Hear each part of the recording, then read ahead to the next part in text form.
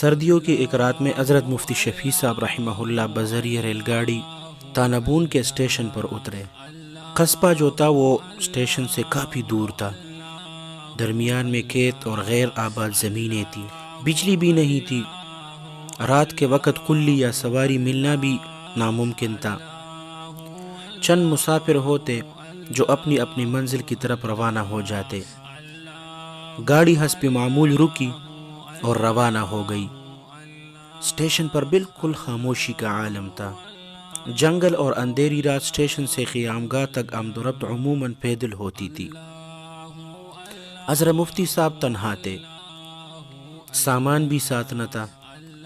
اچانک آواز آئی، کلی کلی۔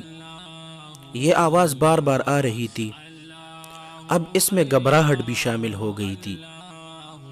کوئی صاحب مع اہل عیال کے اسی گاڑی سے اترے اور وہاں پر کوئی کلی ہوتا تو مل جاتا۔ وہاں کوئی ایسا کلی وغیرہ نہیں تھا جو آبادی تک سامان پہنچا دیتے، اور یہ مفتی صاحب کے ایک واقف تھے اور عقیدت مند تھے، اور بہت عقیدت مندانہ ملتے تھے۔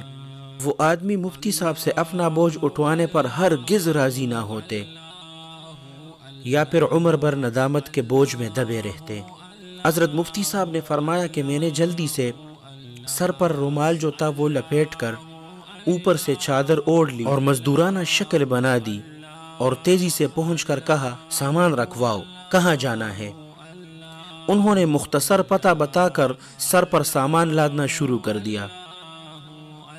مفتی صاحب فرماتے ہیں کہ پہلا بکس ہی اتنا بھاری تھا کہ میں نے کبھی ایسا وزن نہیں اٹھایا تھا۔ اس پر دوسرا بکس رکھا، اور تیسرا جو تھا وہ مفتی صاحب کے بغل میں تمانا چاہتے تھے۔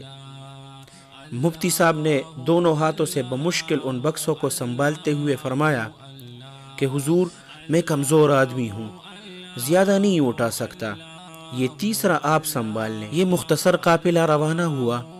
بوجھ سے پاؤں جو تھے وہ ڈگمگا رہے تھے، مگر حضرت مفتی صاحب کہ اس کمزوری کو ٹارچ یعنی بیٹری نے چھپا لیا تھا جو انہیں راستہ دکھا رہی تھی، اور مفتی صاحب کی طرف متوجہ ہونے کا موقع نہ دیتی تھی۔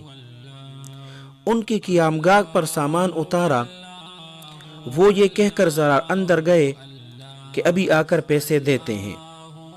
حضرت مفتی صاحب رحمہ اللہ وہاں سے غائب ہو گئے۔ اگلے دن وہ صاحب خانقاہ میں حسب سابق بڑی تعظیم سے ملے، مگر انہیں کیا معلوم کہ وہ ایک کلی سے مل رہے ہیں۔